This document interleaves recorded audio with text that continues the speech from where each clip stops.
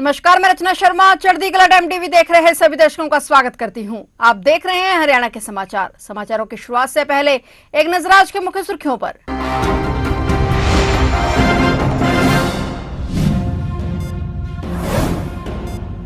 29 जून को भिवानी में मनाई जाएगी संत कबीर जयंती। मुख्यमंत्री नायब सिंह सैनी ने किया ऐलान, धार्मिक समाज के प्रतिनिधियों के साथ की बैठक।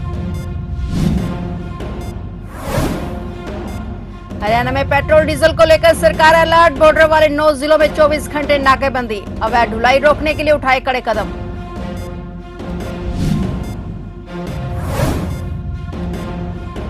हरियाणा में पटवारियों के वर्किंग स्टाइल में बड़ा बदलाव। हरियाणा सरकार का नया फॉर्मूला, जुलाई तक बदलेगी व्यवस्था।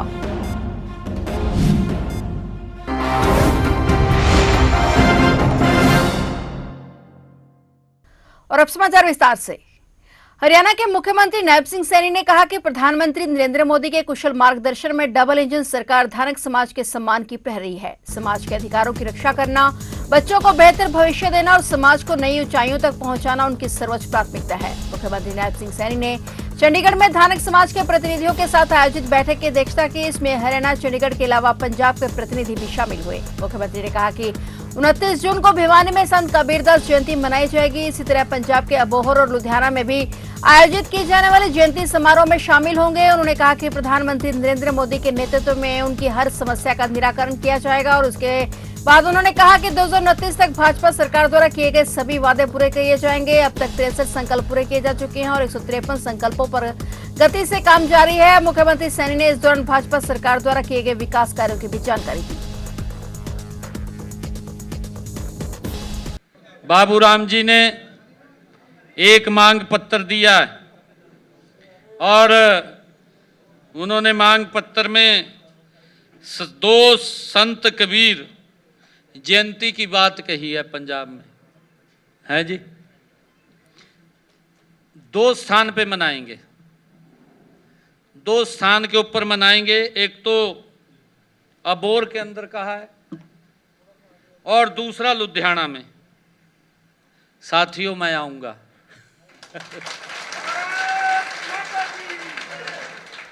दोनों में आऊंगा, क्योंकि हमारे महापुरुषों के इतिहास और उनकी शिक्षाएं वो जन जन तक जानी चाहिए। और भिवानी के अंदर भी एक डीएससी का सम्मेलन करने की बात कही है, कबीर जयंती 29 जून को, वो भी हम वहां पर हर्षोल्लास के साथ मनाएंगे। हमारे धार्मिक समाज ने पंजाब के अंदर विधानसभा में हमें प्रतिनिधित्व मिलना चाहिए, ये बात आपने कही है, इसमें लिखा है। मैं आज आप लोगों को विश्वास दिलाता हूँ, पंजाब के हमारे जो धार्मिक समाज के लोग आए हैं, आप मजबूती से लगिए। जो भी आप कहेंगे आदरणीय मोदी जी के नेतृत्व में वो बात पूरी होगी। हरियाणा सरकार ने राज्य में डीजल और पेट्रोल की असामान्य रूप से बड़ी बिक्री तथा दूसरे राज्यों में ईंधन की कथित अवैध ढुलाई को रोकने के लिए कड़े कदम उठाए गए हैं। खाद्य नागरिक आपूर्ति एवं उपभोक्ता मामले विभाग ने सभी उपायुक्तों और जिला खाद्य एवं आपूर्ति नियंत्रकों को विशेष निर्देश जारी कर पेट्रोल पंपों की बिक्री पर निगरानी बढ़ाने, अवैध टैंकरों के खिलाफ कार्रवाई करने और सीमा क्षेत्रों में विशेष अभियान चलाने के आदेश दिए हैं। सरकार को मिली रिपोर्टों में कई जिलों में खुदरा पेट्रोल पंपों से बड़े पैमाने पर डीजल पेट्रोल की खरीदारी के मामले सामने आए हैं। जांच में संकेत मिले हैं कि कुछ व्यावसायिक प्रतिष्ठान और परिवहन संचालक तेल कंपनियों से सीधे ईंधन लेने की बजाय पेट्रोल पंपों से भारी मात्रा में खरीद कर रहे हैं। इसे आपूर्ति व्यवस्था और राजस्व के लिए चिंता का विषय माना गया है। निर्देशों के अनुसार बिना वैध बिल, डिलीवरी चालान और सुरक्षा प्रमाण पत्र के ईंधन ले जाने वाले टैंकरों की सघन जांच होगी। नियमों का उल्लंघन पाए जाने पर टैंकर जब्त कर कानूनी कार्रवाई की जाएगी। वहीं पेट्रोल पंपों की दैनिक बिक्री का रिकॉर्ड भी खंगाला जाएगा और असामान्य वृद्धि वाले पंपों का ऑडिट कराया जाएगा। यमुनानगर, करनाल, पानीपत, सोनीपत, पलवल, नूंह, सिरसा, फतेहाबाद और अंबाला सहित सीमा जिलों में 24 घंटे चेक पोस्ट स्थापित करने और उड़न दस्ते गठित करने के निर्देश दिए गए हैं। जिला प्रशासन, पुलिस और कर विभाग संयुक्त रूप से अभियान चलाएंगे।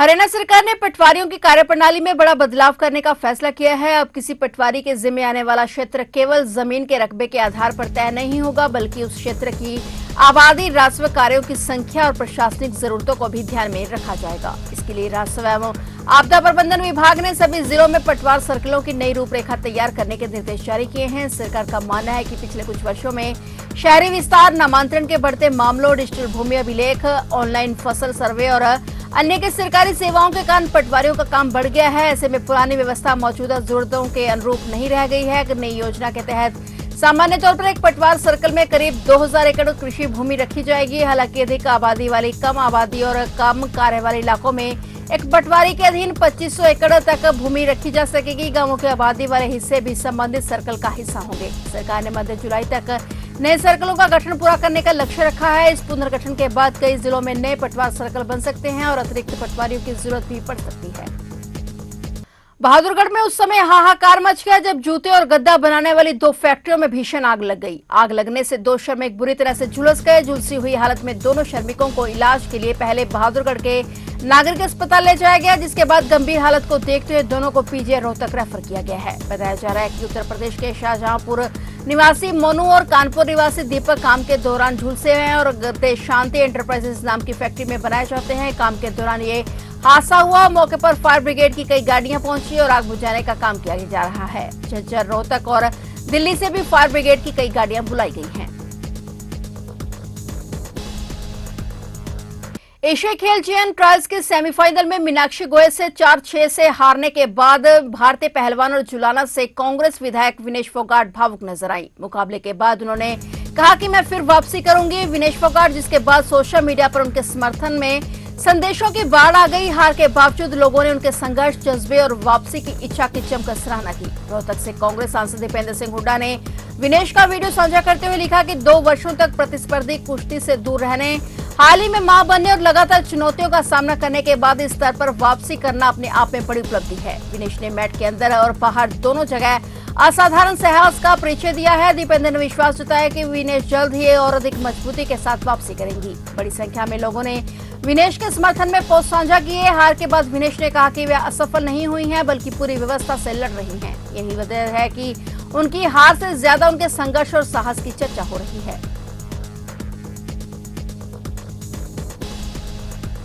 सरकारी अस्पताल के कैदी वार्ड से पंजाब के खरड़ निवासी अपराधी गुरजीत सिंह के फरार होने के मामले में एसपी नरेंद्र बिजरानिया ने सख्त एक्शन लिया है। ड्यूटी से लापरवाही बरतने पर 6 पुलिसकर्मियों ईएससी संदीप, सिपाही प्रदीप, सुमित, गोवर्धन, अमित और अंकित को सस्पेंड कर दिया गया है। ये सभी पुलिसकर्मी उस वक्त अस्पताल में मौजूद थे जब गुरजीत सिंह तीसरी मंजिल से हथकड़ी खोलकर फरार हो गया। 2 मिनट के लिए बिजली गुल हुई थी, इतनी ही देर में वह फरार हो गया था। इसके बाद तुरंत उसकी तलाश शुरू हुई, लेकिन कोई सफलता नहीं मिली थी। आरोपी को पकड़ने के लिए पुलिस की कई टीमें भी लगाई गई, लेकिन अब तक उसका कोई सुराग नहीं मिला है। गुरजीत सिंह तरावड़ी के एक पेट्रोल पंप पर फायरिंग और लूट के प्रयास के मामले में वांटेड था और उसके अलावा वह करनाल, कुरुक्षेत्र, सोनीपत और पलवल जिलों में भी पेट्रोल पंप लूट की 5 वारदातों में शामिल रहा है।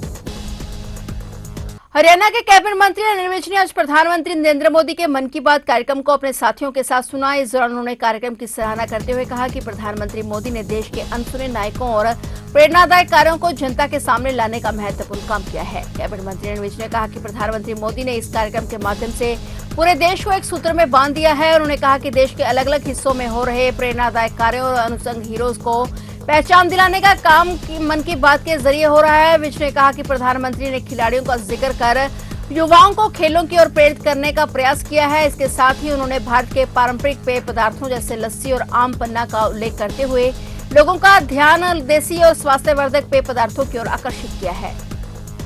प्रधानमंत्री मोदी की मन की बात जो है वो आपने सुनी है, क्या संदेश दिया? प्रधानमंत्री नरेंद्र मोदी जी ने अपने इस मन की बात कार्यक्रम से सारे देश को जोड़ दिया। भिन्न भिन्न क्षेत्रों में कहाँ पर कौन कौन से प्रेरणादायक काम हो रहे हैं, कौन कौन से लोग क्या क्या कीर्तिमान स्थापित कर रहे हैं, उन सब अनसंग हीरोज को सारे देश के सामने लाने का वो लगातार प्रयास कर रहे हैं। इस मन की बात के कार्यक्रम से पहले शायद ही लोग देश को इतनी अच्छी तरह से जानते होंगे जितना आज जानते हैं, और हर उनकी बात में प्रेरणादायक बातें हैं। आज खिलाड़ियों के बारे में उन्होंने बताया। खिलाड़ियों के बारे में वो अक्सर उनके कार्यक्रमों में चर्चा आती है ताकि दूसरे लोग भी खेलों के प्रति आकर्षित हों, पॉजिटिव क्षेत्र में अपनी ऊर्जा लगाएं। उन्होंने आज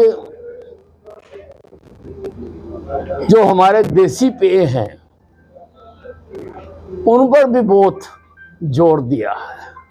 यमुनानगर में आयोजित पाल समाज के कार्यक्रम में पहुंचे कृषि मंत्री श्याम सिंह राणा ने समाज की एकता, संगठन और पशुपालन परंपरा को देश की पहचान बताया। कार्यक्रम के दौरान समाज के लोगों ने अतिथियों का स्वागत किया और संगठन को मजबूत करने का संकल्प लिया। नेताओं ने कहा कि पाल समाज सदियों से पशुपालन से जुड़ा रहा है और देश की संस्कृति और ग्रामीण अर्थव्यवस्था को मजबूत करने में इस समाज का बड़ा योगदान रहा है। वहीं संगठन में महिलाओं को जिम्मेदारी दिए जाने को लेकर भी नेताओं ने अपनी प्रतिक्रिया दी। कृषि मंत्री श्याम सिंह राणा ने समाज के लोगों की समस्याओं और मांगों को सरकार और पंचायत स्तर तक पहुंचाने का आश्वासन भी दिया। फिलहाल हरियाणा के समाचारों में इतना ही, और नए समाचारों के साथ फिर से हाजिर होंगे। तब तक के लिए देखते रहिए चढ़ती कला टाइम टीवी और मुझे दीजिए इजाजत। धन्यवाद।